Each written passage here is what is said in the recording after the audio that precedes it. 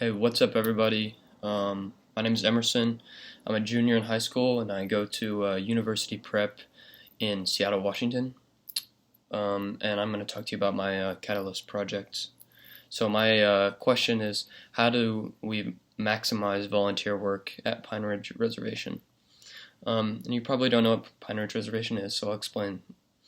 Um, Pine Ridge Reservation, it's a Native American reservation in South Dakota, and it's the poorest place in the United States. But you've probably never heard of it because it doesn't get a lot of widespread recognition throughout the U.S. because it's a Native American reservation. They don't get any help from the government, and so they're kind of just left on their own.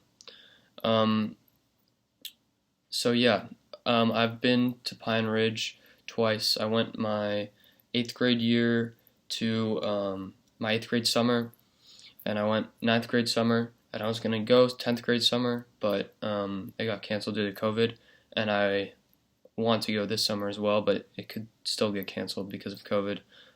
Hoping that it won't. But basically, what you do when you're at Pine Ridge is you work with an organization. It's called Remember, and they do volunteer work there. So people will call into their hotline and say, like, we need this. So the jobs you can do when you're there, there are basically four primary jobs you can do. The first one is skirting trailers. So because most people there, a lot of the people there live in mobile homes. They live in like an RV, and it's not a house. It's just sitting there, right? So it's not built into the ground.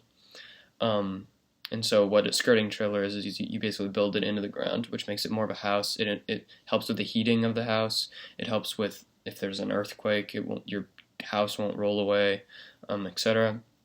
Another job you can do is people call for you to dig outhouse holes and put up an outhouse in their yard, because a lot of the people do not have running, they don't have toilets. Yeah. The third job you can do is you can deliver bunk beds to families that don't have beds. You go and you install bunk beds in their houses. I think the featured picture on my page is of me with a family where we delivered 6 or so bunk beds into one kind of small house, but it was, yeah. And then the last one is you can work in a workshop that Remember has, the organization, the nonprofit, and to build these outhouses and bunk beds. So basically I'm taking game theory, and my question is, how can we maximize the amount of time spent there to help as many people as possible? So I hope you enjoyed my presentation. Yeah, I'll leave you to reading.